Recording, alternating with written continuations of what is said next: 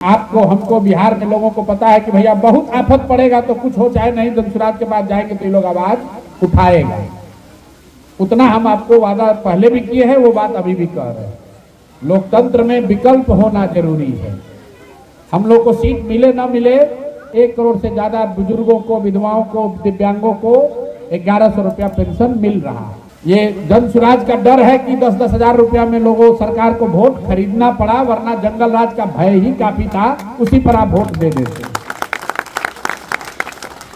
मेरे भाई विकल्प रखिए।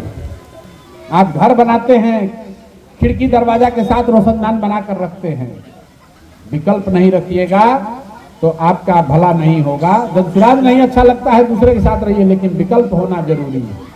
तो कई लोग हमको ये भी सलाह दे रहा, भैया गठबंधन कीजिए। जिस दिन धनसुराज ने गठबंधन कर लिया तो आपका विकल्प खत्म हो गया। तो एक तीसरी लकीर अगर बढ़े, इसको मजबूत कीजिएगा, बड़ा कीजिएगा, तो आज नहीं तो कल इसका फायदा आपको होगा। सरकार पर एक नकेल है।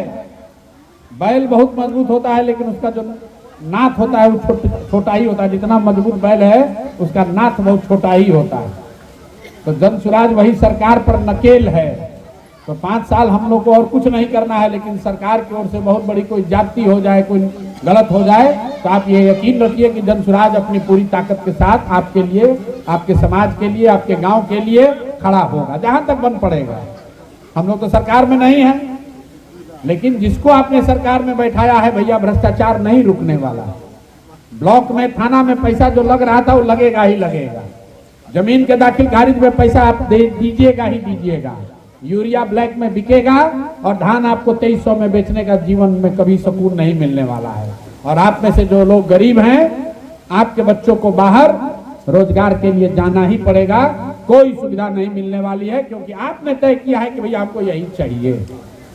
जो बोइएगा वही काटिएगा।